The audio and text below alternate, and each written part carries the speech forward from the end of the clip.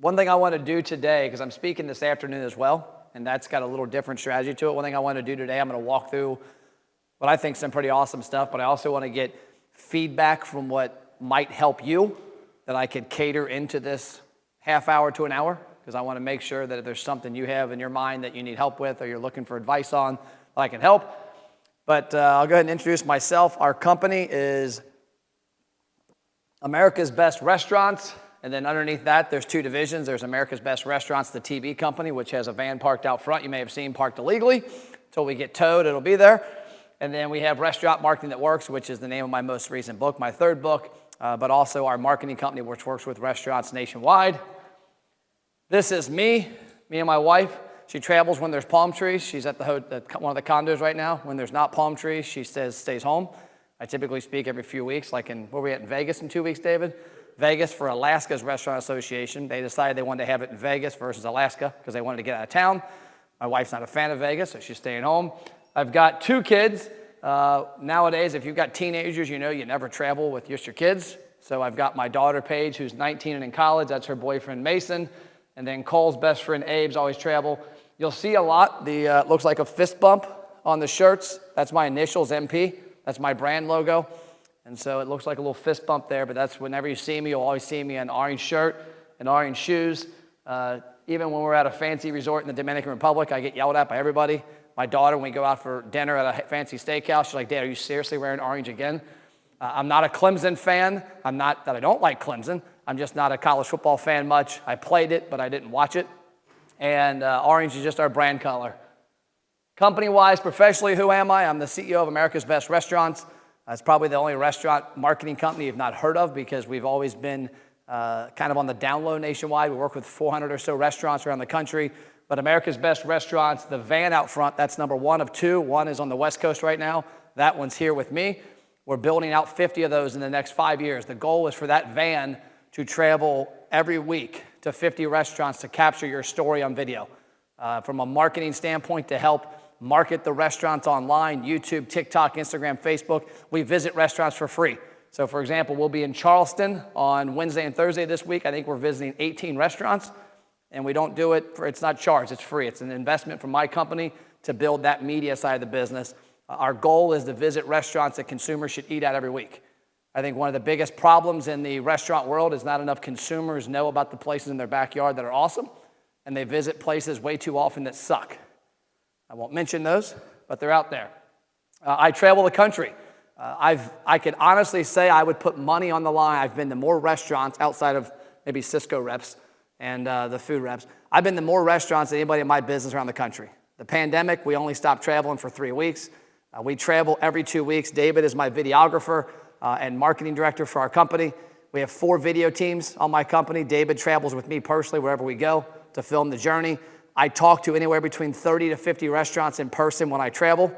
Just this Saturday, 2 nights ago, I was in Greenville, meeting with Mike Kern, a gentleman that just bought a company called Rapid Fired Pizza from Ray Wiley, a friend and a client of ours out of Columbus, Ohio, or Dayton, Ohio.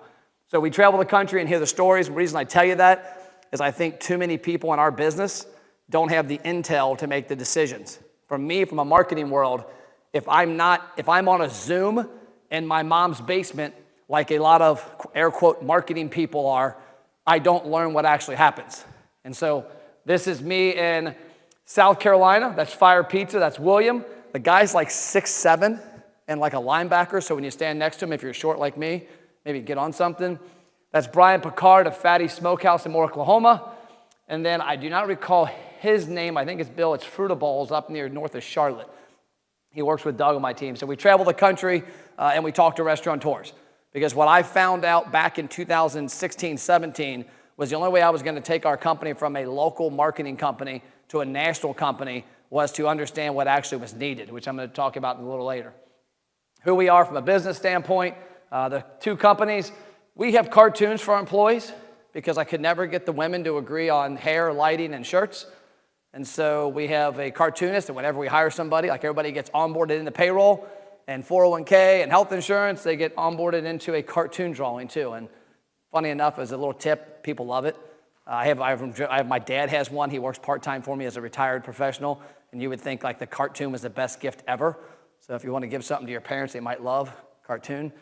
I've written 3 books. The one you have on your desk is the third one, Restaurant Marketing That Works. I started writing that in late 2019 because the original title was going to be Restaurant Marketing That Works, Back to the Basics, because I have a strong belief that the majority of restaurants are not doing the basics. After we got 3/4 of the way through the book, end of 2020, my publisher, Dave Brawler, called me up and said, hey, Matt, what'd you pivot? What was the pivot in the book? What did you change? I know you're almost done. We're going to publish it next spring. I said, nothing. He goes, what do you mean? I said, what worked before the pandemic worked during even more, which is storytelling and engagement with customers online and on their phones, and will work after. And so we changed it from Back to the Basics 101 to before, during, and after the pandemic. And the reason we used pandemic versus COVID as a little tip is he said, Matt, we might have another pandemic in 10 years. Your book will be relevant. Whatever. Hopefully not. So that's who I am. Our company, there's 40 or so people on this staff that work with restaurants around the country. One thing that's pretty cool about our team, that's all they do. Ashley right here is our director of operations. She's been with me for 10 years. She has easily built more Facebook and Instagram and Google ad campaigns for restaurants than anybody in the country. I had a person from a very large corporation question me in a seminar a long time ago, 3 years ago, and they said, hey, this is a big company. They could buy and sell me every day of the week for the hell of it. And the person at this marketing department said, I'm gonna call my contact at Facebook and see if what Matt's saying is actually real. She called Facebook, and they said, yeah, we know Matt. We know Ashley also. So she does a lot of that. All of our team, every one of them work in 4 categories in our company. Account management, customer acquisition, customer automation, because I'm going to show you that, and then retention. How do we find people? How do we get their data given to us by them? And then how do we retain them? So our team is pretty cool because they all only do one thing. Kind of like your restaurants. You got somebody on the line, you got somebody bussing tables, you got somebody hosting. That's how our team is. I do nothing. I travel, I speak, I talk way too damn much, ask my wife. I do things like this, and I lead the team. You know, this morning I got back from a workout and a run on the beach. I did a little quick video for them, sent it to our team online to kind of give them a little motivation for the week. They'll text me and call me when they need something, but for the most part, they do some pretty awesome stuff without me. America's Best Restaurants is my baby. That's the van out front. That's what I'm working on. It came up in a conference 2018. I'm talking to a bunch of restaurateurs. We had about 50 of us in San Diego and about 20 marketers. And I said, you know, the 2 top places all of your restaurants get found is Google and Yelp. What do both of them have in common? You don't control the narrative. And my vision was, what if we controlled the narrative? What if we created a TV company is what I called it. And even though my daughter's 19, she asked me the other day, you know, what a network station was. She has no clue what CBS, ABC, NBC, Fox is. She knows what Netflix and YouTube are. And my vision was, what if we created a portal online that restaurants that didn't suck, and I said this the other night to Mike Kern's wife, and she goes, so you want to market only for restaurants that don't suck? I said, well, it's all at levels. Some people, a Chevy Camaro is awesome. Some people, a Corvette's awesome. Some people, a Ferrari's awesome. I want to find restaurants around the country, and I think we've done numbers. There's about 250,000 in this country that aren't national, crazy large chains, that aren't places that you wouldn't eat at frequently. So if we can take those 250,000 places and put them online and then tell their story, we can succeed. I also said that imagine if Yelp and Google had a department, if they were exclusive restaurants, if they had a department of their company that said, hey, free of charge, we help you tell your story. But if you ever need marketing help, the other side's there for you.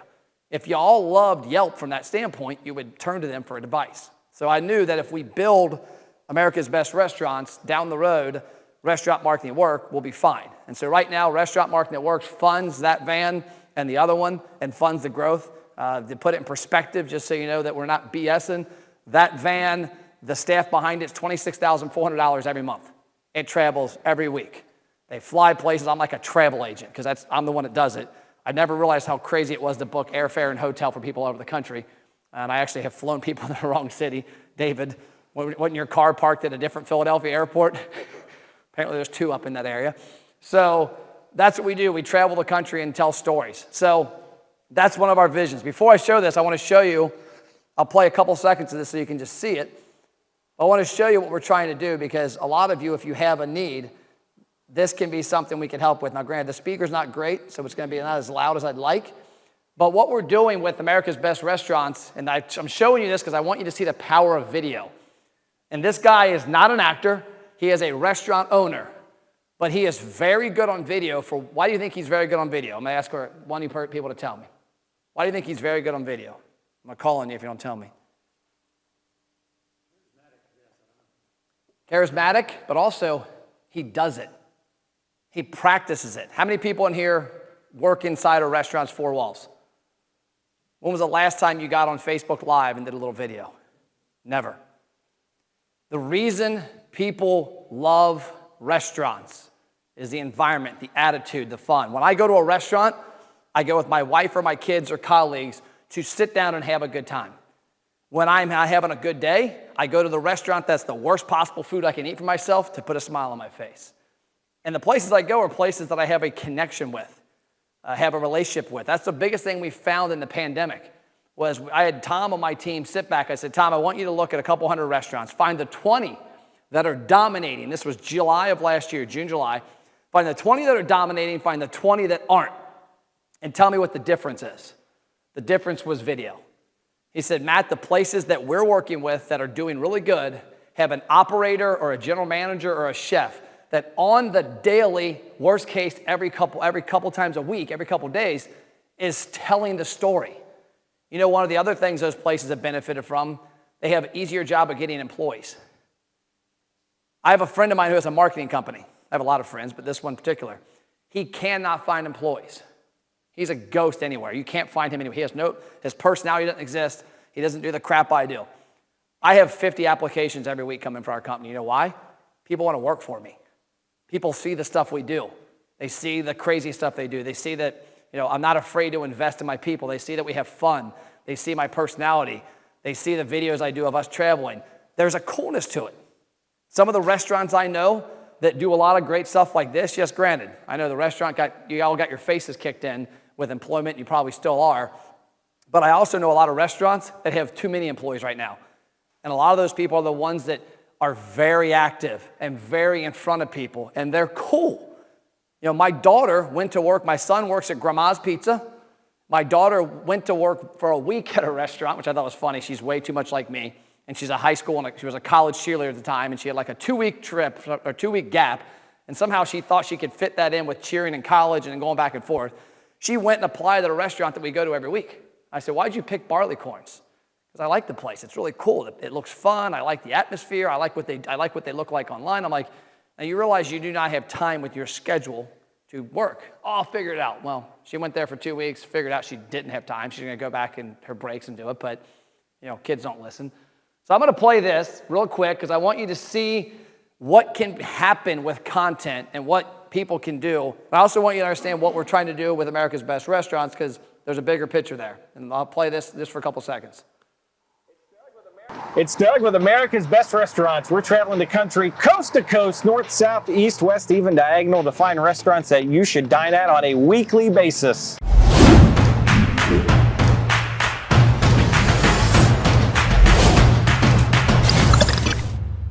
We are in downtown Columbus, literally. We are in downtown C-Bus right now. We're at the corner of 4th and State. Guess where we're at? 4th and State. This is Chad.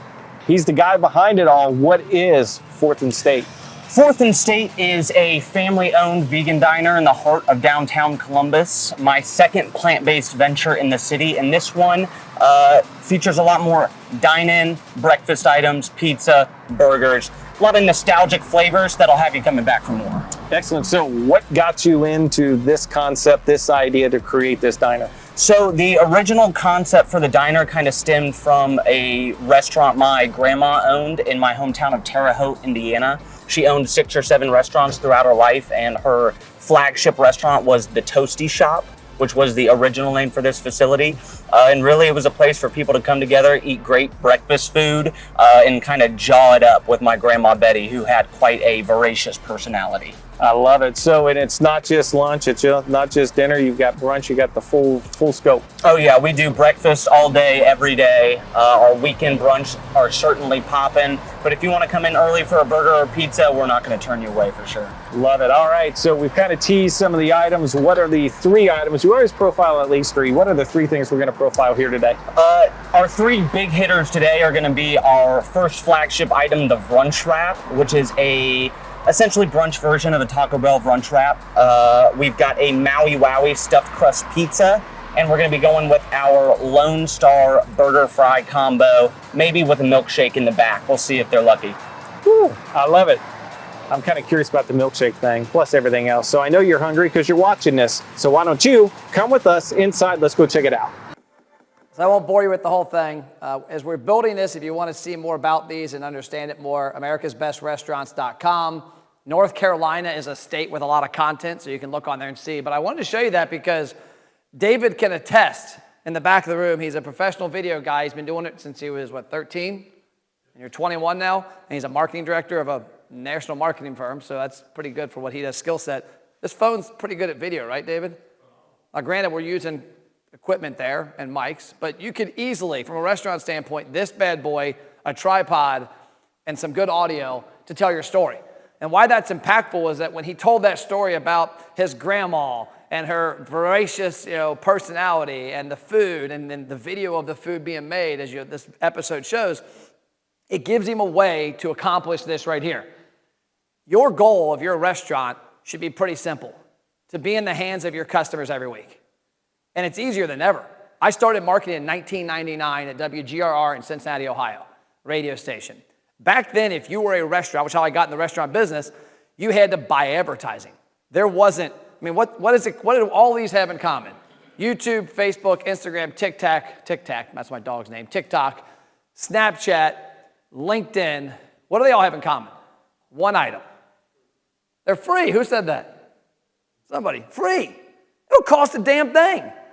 When I sold radio advertising in 1999 and Ferrari's Little Italy advertised their Mama Bassano's lasagna, and Tony Bassano was the person that bought the advertising from me, they had to buy it.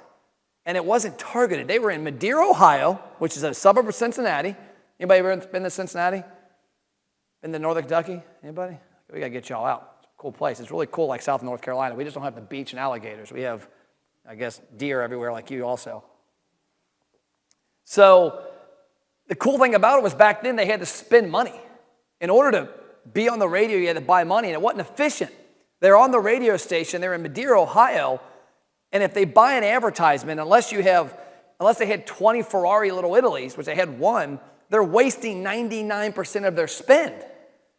Today, if they want to spend money on marketing, they can put that same exact ad and go in Google, YouTube, and Instagram, and Facebook, and they can say this zip code, women 25 to 40, that are married with kids, all that have visited my website, that we have their cell phone number in our database, target them with this message. You can easily be in everybody's phone all the time. So before I go any farther, I want to see if there's any questions you guys have. And don't be shy to raise your hand. Questions, anything that you're curious about in the marketing space with restaurants, especially online? Nothing. You? Nothing? Come on, one of you guys.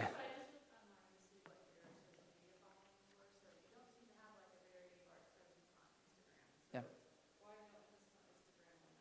America's Best Restaurants? We just relaunched it. We deleted everything 3 years ago.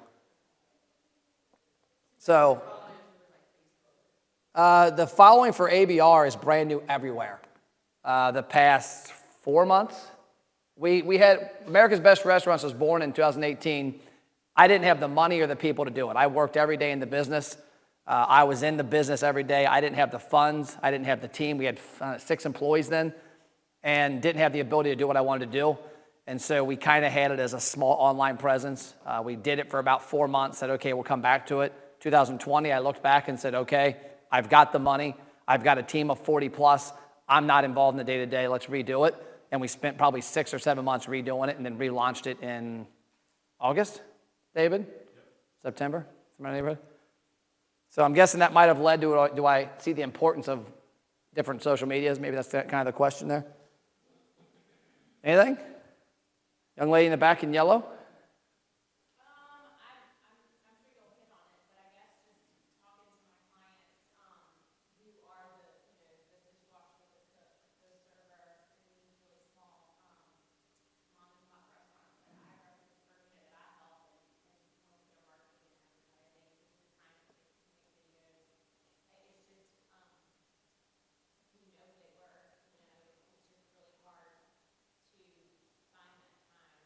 Yep.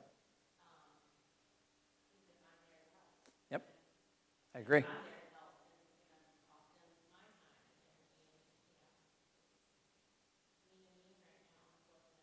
Yep. Which brings up an awesome point. I love that you said that because I want to bring that up. Because it is lean and mean, which makes you wonder why so many restaurants are still doing stuff themselves they're not good at, like marketing. It's like me. I don't cook my own food. I eat at restaurants 7 days a week. Sir, any questions? Any ideas? Any thoughts? In saying what you just said, you're saying the biggest value from that is having someone inside do it. And in the last 18 months, I mean, we've got a lot of videos we'd like to do. And our first one begins with training, plate presentation, so everybody's on the same page, recipe videos. Yep. So really, you know, we'd love to have the help. Like this man right here is very good in front of the camera. Yep. But the time to be in front of that camera is not there or hasn't been. It is. And I'm going to tell you how. I'm going to tell you why. I wish you would, buddy. I'm taking notes. Okay. Well, I'm going to tell you how and why, and I'm here all week, and I'll give you my cell phone, and I'll help you figure it out. You have any questions, young lady in the back? Anything up here? Talk about the title of this book, Back to the Basics. What do you consider basics? Okay. Love it.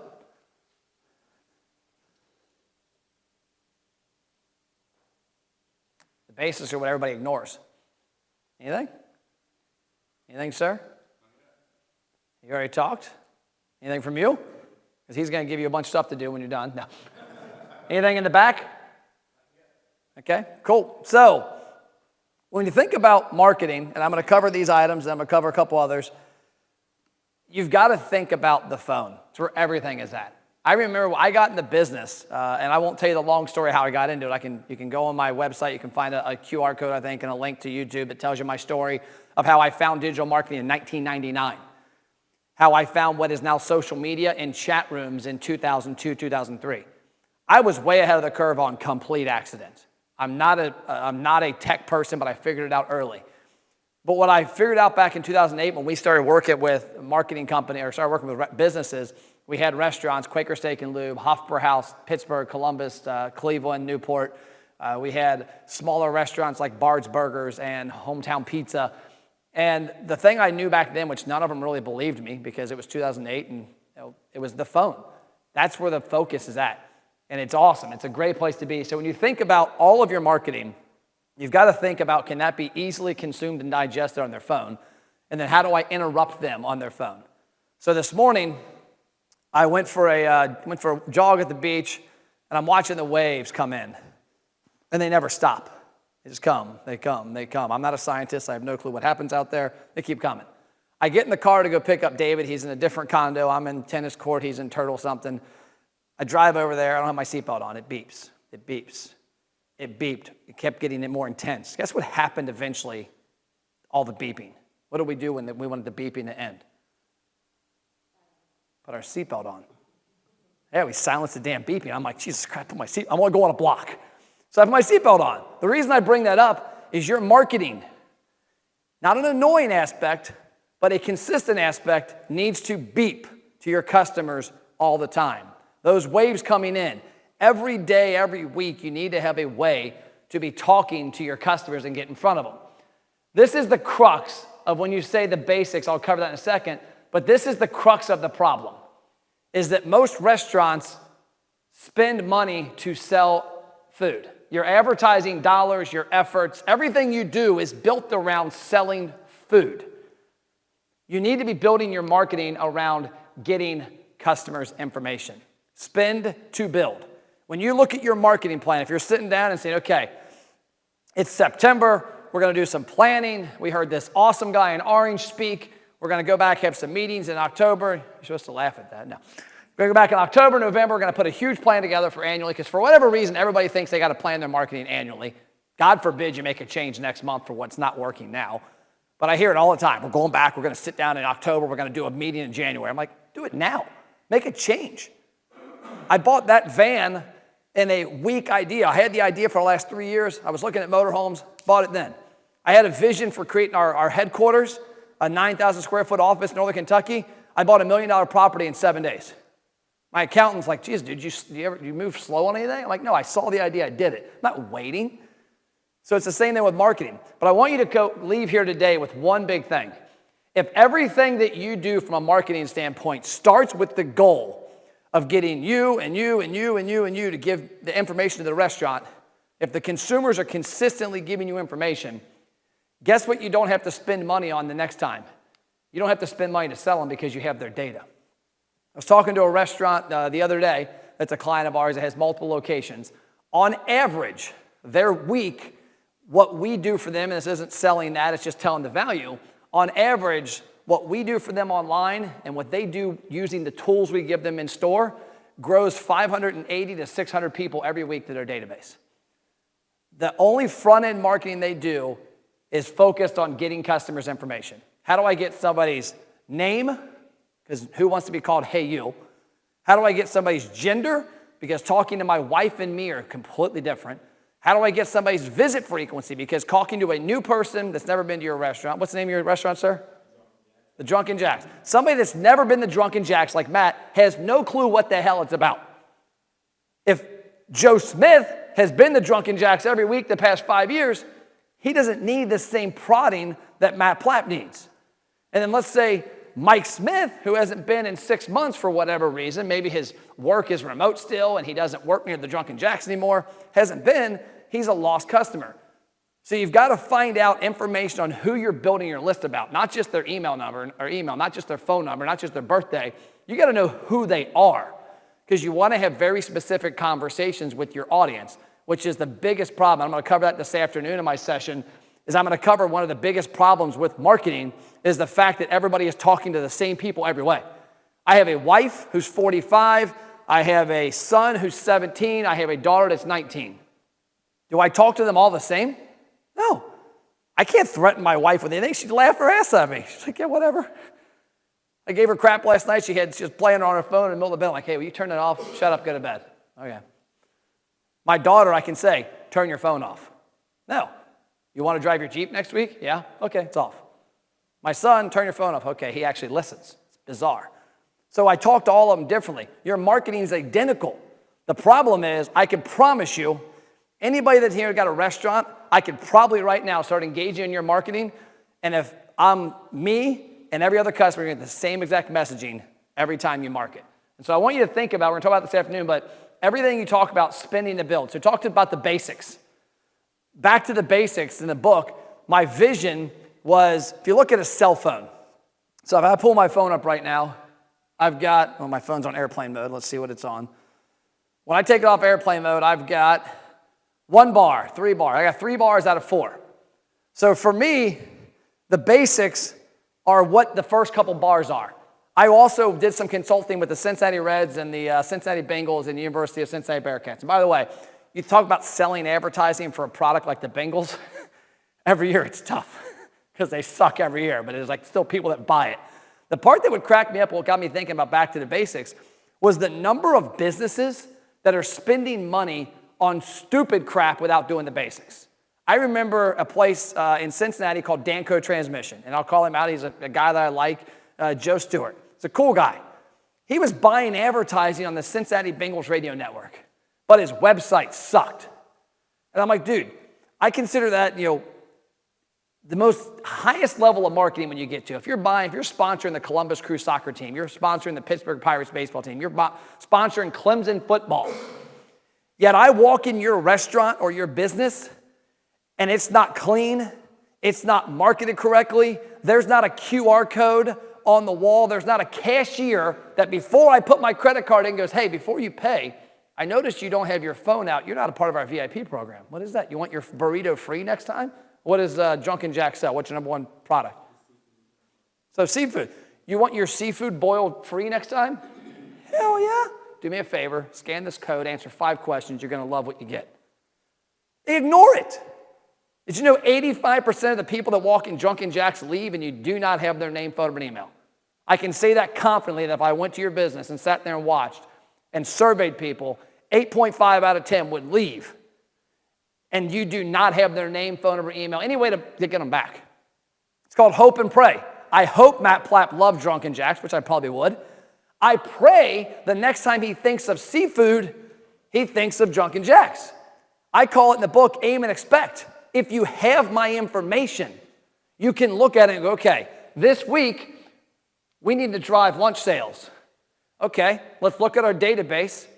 Men eat out for lunch more often business-wise. Let's do a marketing campaign to the men that are frequent customers in our email and text list and target them on Facebook and Instagram with the retargeting abilities and talk about different lunch stuff in business meetings.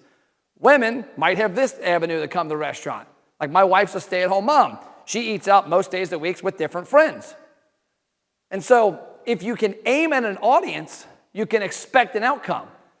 So if Drunken Jacks is, you're in Charlotte, correct? Did you say Charlotte? Oh, my bad, sorry. So if Drunken Jacks is sponsoring the Clemson football team, but doesn't have a process in place to ask every customer that walks in that business in a very convincing manner to give you their information, to me, that's a basic. If I go to your website and it says, sign up for my newsletter, who in here wants a restaurant newsletter? Anybody? I can guarantee your customers don't. They don't care.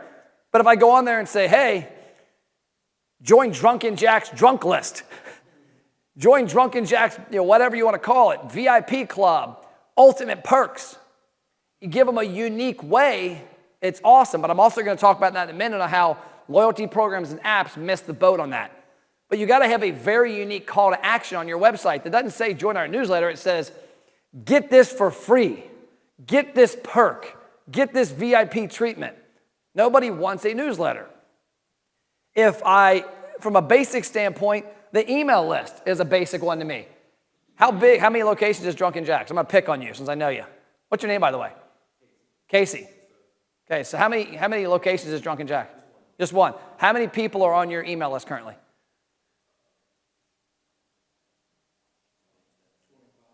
2,500. How long have you been open? 42 years, 2,500. How many people walk in your door every week? How many tickets?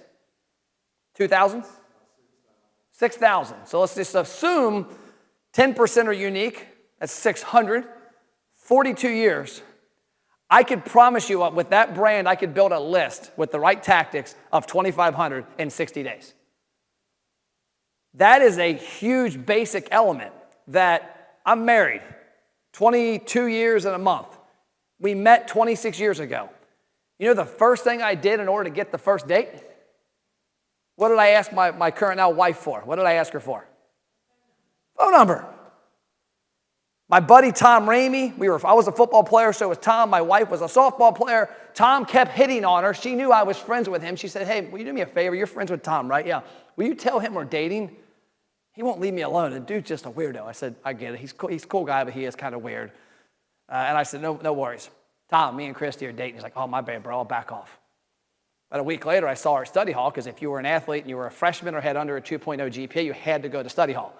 I learned how to get out real quick. I got behind a 2.5 my freshman year and got out. But that first semester, Christy was in study hall too. Every athlete went to the same study hall. I went over to her friend Marcia, and I said, Marcia, I'd love to actually go on a date with Christy. She's like, cool. Ask her. She didn't have a boyfriend. Walked over and said, hey, like, get your phone number. What dorm are you in? Oh, you're in Cartmel? Cool. Can I get your phone number, your dorm number? How do I go out with you? Here we are, 2 kids later, 26 years. I don't know how in the hell it happened, but somehow I convinced her. I don't know if it was like the roofies or what, the whole years. No, I'm just kidding. But somehow she's with me. We started by getting her phone number.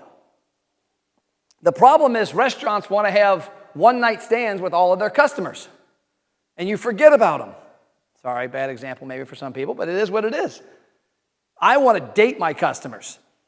You come to my restaurant, I want to know how often you come. I want to get your name, your phone number, your email, your birthday. And then I want to slowly date you. And then in 42 years, I've got a guy over here that's been eating at Drunken Jack's for 42 years. So when you think of the basics, it's all of the basic elements. Is the first thing to me is your in-store marketing's got to rock, and it can't be stagnant. There's a restaurant near my house called Quaker Steak and Lube. Any ever been to one of them? It's a Midwest brand, like out of Michigan, Pennsylvania, kind of down to Kentucky. They've had, the one near my house has had the same in-store marketing up for 3 years. It becomes obsolete. I don't see it anymore. It needs to change. It needs to be not everywhere, but it needs to be changed and unique and have calls to action. Your website better be mobile. Better be.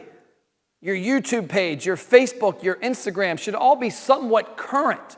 I understand that some of us do better or worse at certain parts of social media, but we all can do it. You mentioned time. How long did it take me to do a boomerang from the beach this morning? Took me 3 seconds. Hopped on there, took a picture of me, took the lotion, put it on there, talked about this morning waking up, going to the beach, excited to speak at this conference. It literally, if you plan for it, it'll happen. On my calendar every morning is wake up at 6 a.m. At home, me and my son work out Monday through Friday at 6 a.m. At 6:30, I get in my hot tub. At 6:45, I get a shower. By 7 o'clock, I'm gone. Why does that happen every day? I'm busy. I will promise you I'm as busy as he is in the restaurant. Why does that happen every day? It's in my schedule. How do you create a video every day? It's in your schedule. It's a non-negotiable.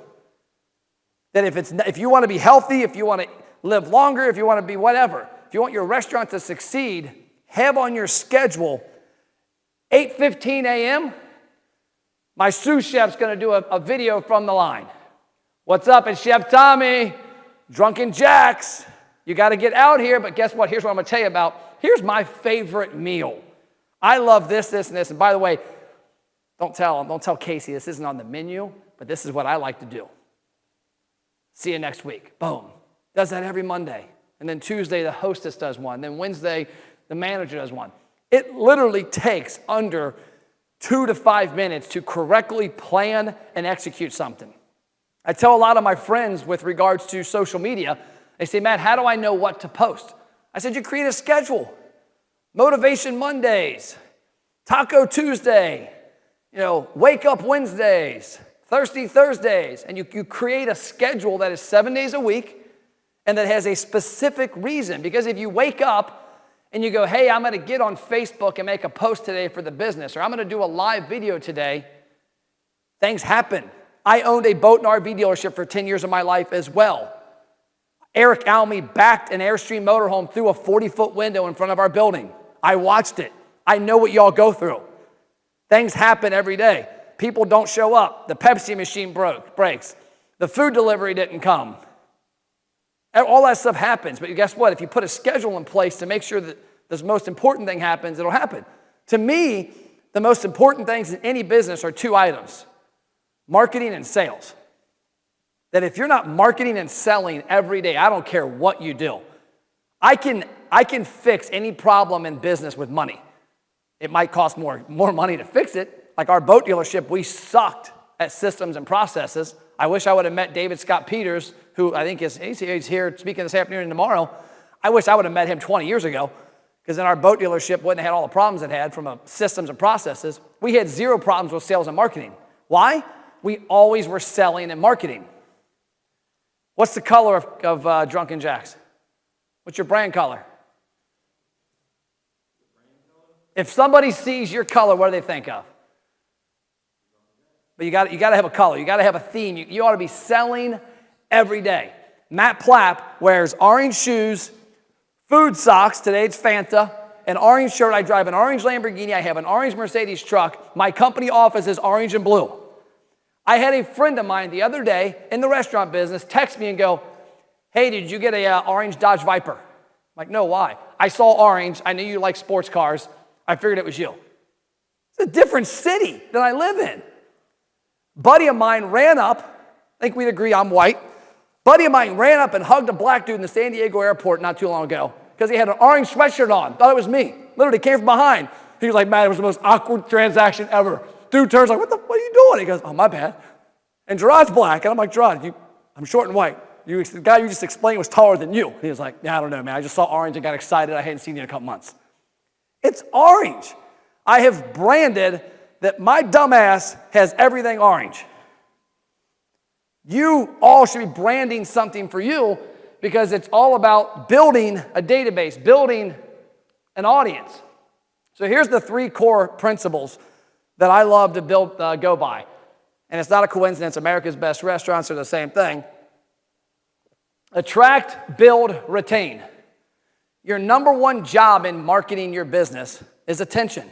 This afternoon, I'm going to talk about how I got off track for 5 years on that topic. How I got convinced I was wrong in 2015 by Hofbrauhaus that attention didn't matter, that I had to be trackable. Attention. At the end of the day, the more people whose attention you have, the more successful your restaurant will be. If Drunken Jack's is seen by 1,000 people 10,000 times over the next year, you'll have X amount of success. If that 10,000 is 100,000 times, multiply it by 10. But all of your attention needs to lead to building a database. If you're not every day waking up thinking, how is my marketing getting people to give me their information, which is easy. If you do it correctly, it's easy. I walked into a national chain about 1.5 years ago, a coffee company, and I was on the run. I went in to get a cup. She goes, you don't want to join our list, do you? Exact comment. It's like, damn, sales training. I didn't join their list. On the flip side, I went into a friend of mine's restaurant recently because I wanted to see, and I went in, and I later found out they knew who I was, but I went in and I said, walked up to the register, they said, what was it, Tzatziki's. We have a couple other locations, it's a franchise. I walked in and I said, hey, take this, this, and this, and the person at the register said, I know you'd love that for free your next visit. Yeah. Scan this QR code, join our, did exactly what we're supposed to do. After I'm like, yeah, and then he's like, Matt, you know she knows who you are, right? Like, how? I'm never in Indianapolis. You have orange on.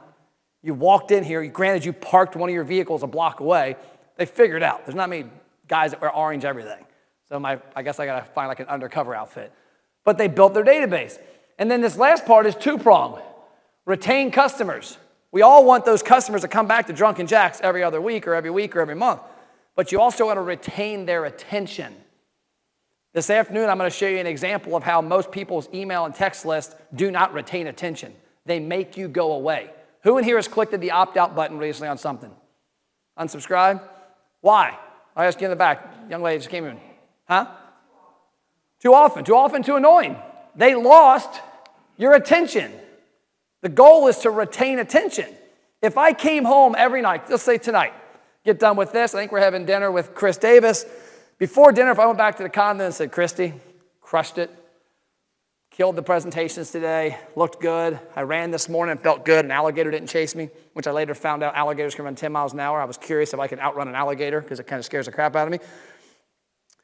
Looked awesome on the beach, had 5 new clients, the team did. If I went home and just talked about me, do you think she'd be here 26 years later?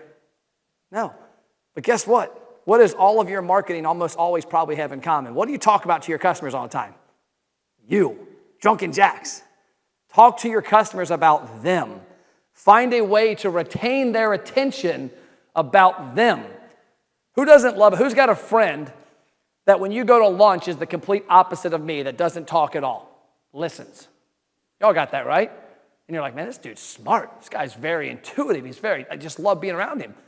It's because he listens, he asks questions, he pays attention. Your restaurant should be the same thing. So ABR is what you should be thinking about. How do I attract? How do I build? How do I retain? So I talked about the acquisition funnel. So when we look at the basics, to me, this is one of the most basics, is that if I have an email list of 2,500 people, I guarantee you there's probably 500 of them that are lost. They haven't been in a couple months. They're lost. You lost them somehow. Maybe they had bad service. Maybe they moved. Maybe they got out of a routine. You're going to have 1,500 out of 2,500 that are real frequent. And then you're going to hopefully gain new people.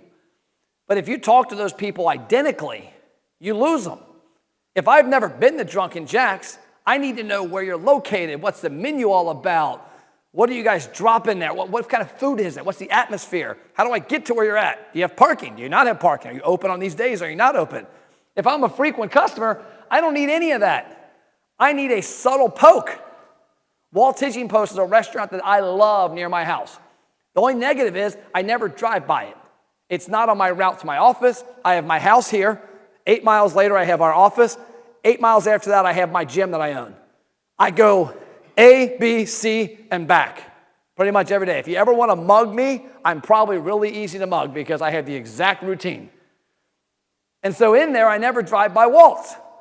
I'm a in-between frequent and lost. I go 4 times a year. There's an example in the book about it. It's a $250 meal for me, my wife, and kids. I love the place. If they had my information, I would be really frequent. And they could talk to me. They don't got to tell me about their menu. I don't need their ribs, their chicken, their rye bread. I don't need any of that. I just need to be reminded about Walt's. I need them to have my attention more often. If I got a text that just had how you doing? Click here. Who's going to win the Bengals game? Whatever. There's a million ways. But if I got a text or an email or a Facebook or Instagram or LinkedIn or YouTube post more often, I would eat at Walt's more often. The problem is they suck at marketing. And I've told the owner that. That's why he didn't like me. It's just a fact that if they were really good at marketing, Matt Plapp would be going to Walt's 10 more times a year. 10 more times a year at $250 a pop is $2,000. I guarantee you there's 100 Matts out there. $2,000 times 100, 200 grand, right? That's incremental profit. Your sales are there. Your cost to Cisco's there. That's all you got is your cost to Cisco. Your people are there. Your store's there. Your electric there. Your water there.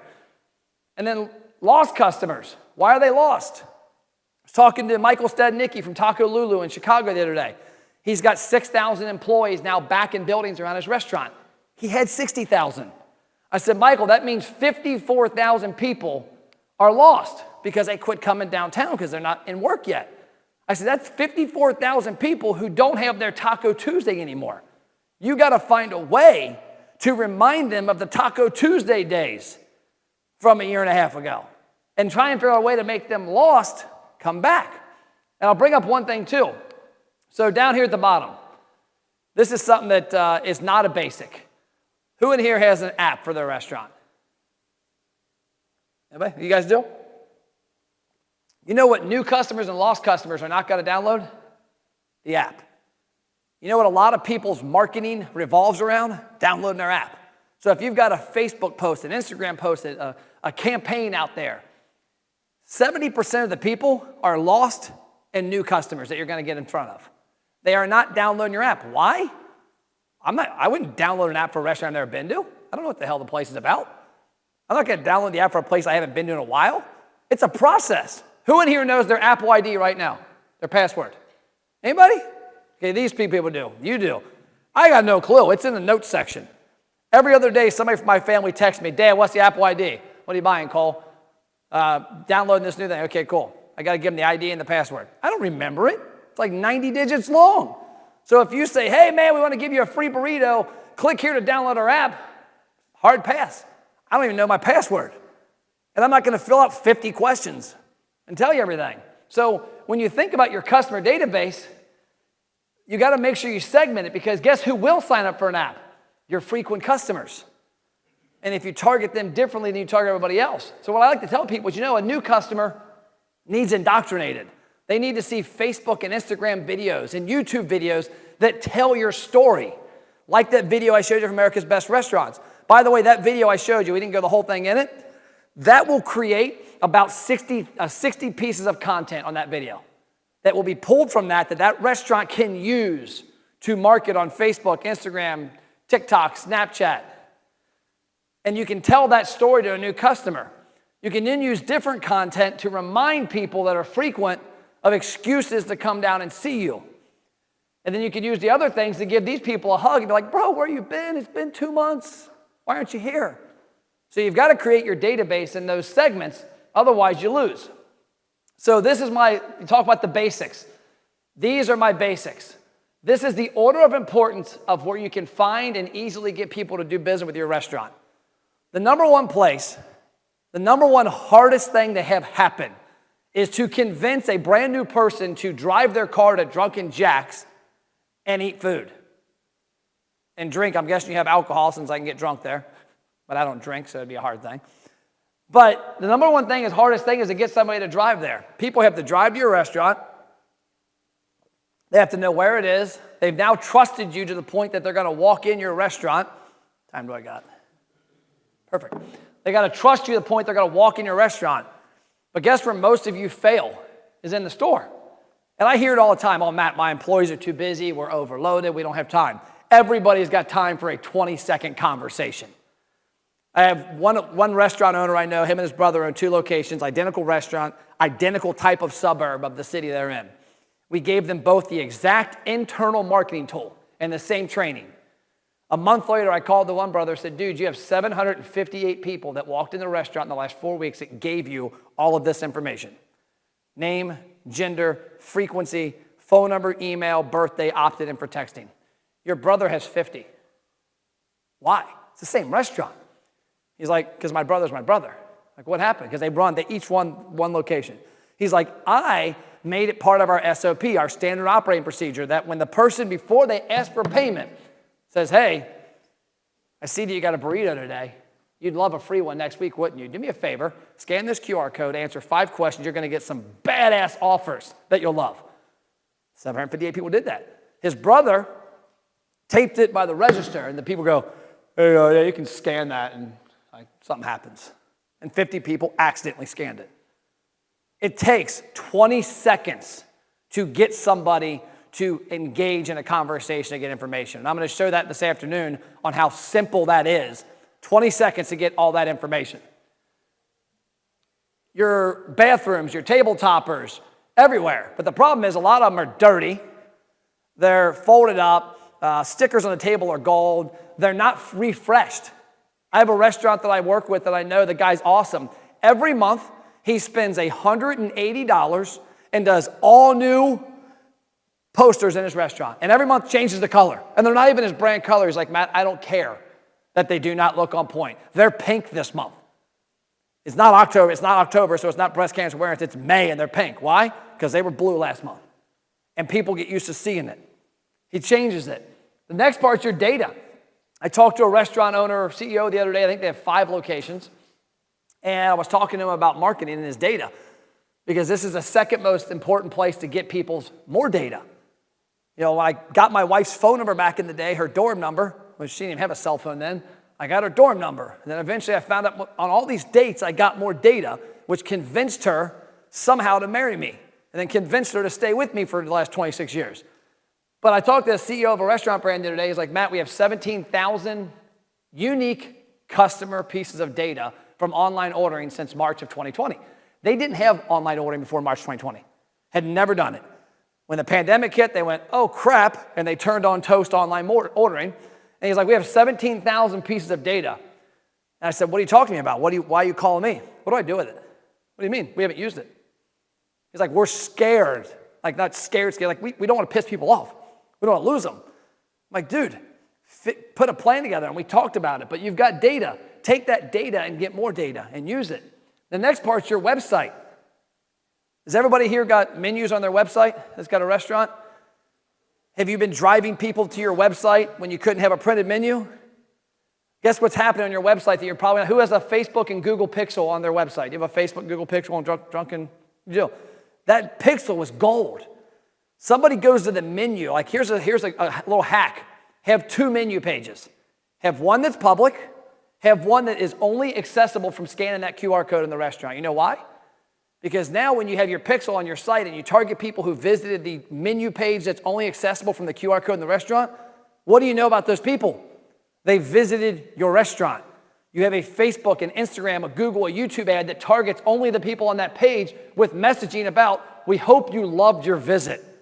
We'd love to have you join our program. We'd love a Google review. We'd love to hear how we did.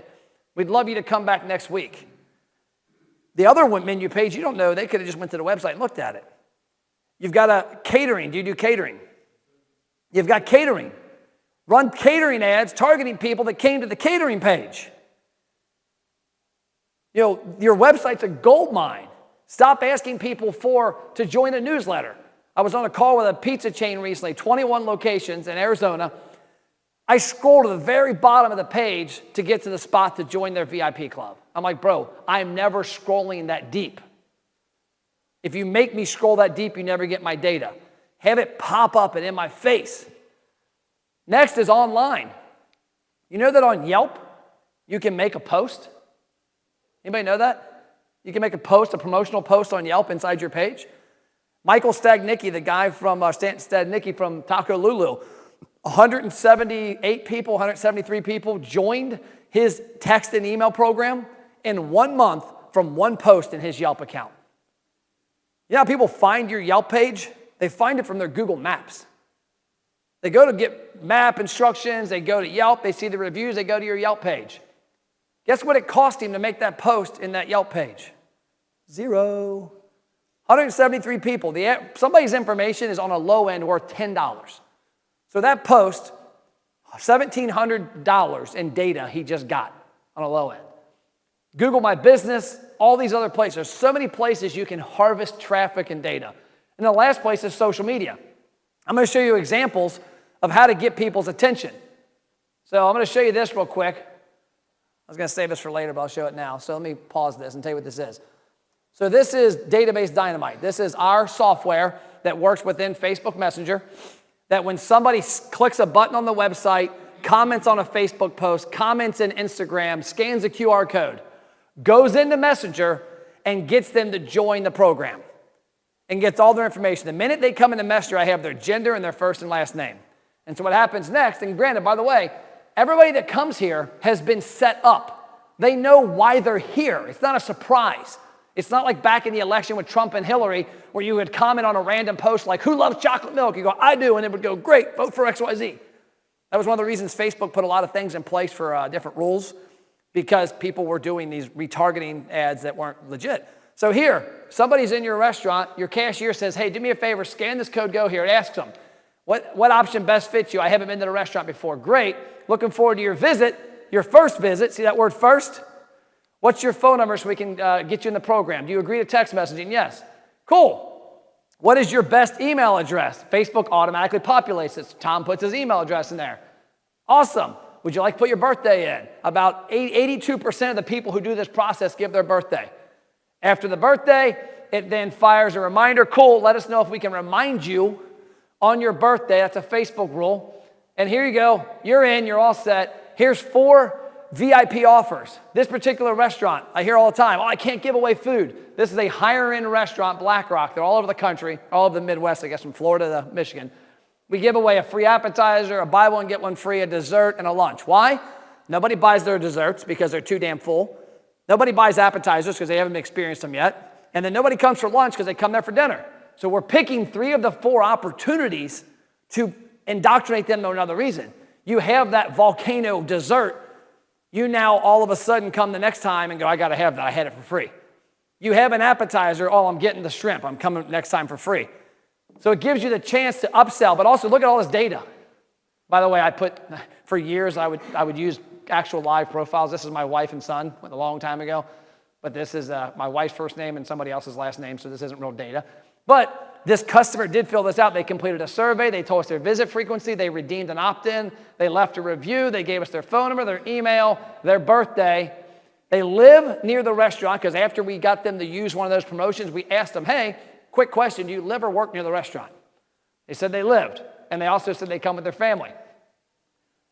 Won't go over that today. I'm going to go over this more in detail. We got a couple more minutes. When you think about email, stop emailing everybody every week. What we suggest is week 1, we send emails and text messaging to people that are brand new in that offer sequence, because we want to engage them differently. Week 2, we engage frequent customers in an engagement campaign. Week 3, we re-engage lost customers with an offer. And week 4, we target all customers. Here's an example. This is a restaurant in Conover, North Carolina called Sweet Taters. This was a Facebook post made, you can't see it, but April 5th. Wasn't talking about coming to the restaurant. There was an email and a text that went out to the frequent women and said, hey, we want to celebrate moms a month early to get ready for Mother's Day. Go to Facebook and drop a special memory of you and your mom, because we know that women are going to be more inclined to engage in this type of marketing, and we know that frequent customers are going to do it. New and lost aren't. So we do this, and we get 8,000 people reached. We get 148 on this. Actually, like 200 end up being comments, and they're not just random comments. It's this whole article right here. It says, my daughter and her daughter, she's been a single mom for a few years and has some health issues, but she's a fighter and she's a great grandmother, blah, blah, blah, blah. got pictures, it's got data. People are engaging in this email. This email got a 40% open rate. It got a 12% click rate. The text that went out to the people who didn't click the email, telling them about the contest, and this only went to like 300 people, by the way. This didn't go to a ton of people. We segmented the list to frequent women. This text got a 48% open rate, or click rate. 48% of the women who got the text clicked it and went to Facebook. Does a couple things. We didn't harass our customers with things you would opt out of, because if you're a woman that's frequent to this restaurant, you appreciate celebrating your mom, so you're gonna do it. It got traffic to Facebook. Facebook, the average Facebook post gets 3 to 5 comments. This got over 240 when it was all done. Facebook looks at that and goes, holy crap, what's going on at Sweet Taters? Let's go show it to women who look just like these women. And then the third prong is the way we have it set up is when people comment on this, if they're not a member of the VIP program they have, it says, hey, thanks for your comment on our post. If you want to join our VIP program, here's some of the perks, click here. If they're currently a member, it says, hey, you're already a member, love it, and it has a different message tied in there. So when we talk about the basics of marketing, a lot of that to me is the basics. Is not sucking an email and text, is not having everything be about you. You know, we tell our clients 60% of your social media posts and your emails and texts should be about your customers, not about you. I don't go to Drunken Jack's necessarily for the awesome food and drinks. That's the prize. I go there to relax with my wife. I go there to hang out with Paige and Mason, her boyfriend. You know, we go to Barleycorns back home, it's when Paige comes home from college, and we take 5 or 6 of us. It's not because of Barleycorns wings. They just happen to have my attention. It's because of my family.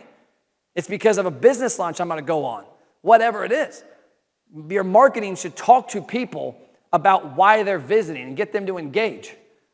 And then you need to get their information to do it over and over, because if you consistently focus on marketing on the front end to sell food and not get data, you have to spend every time.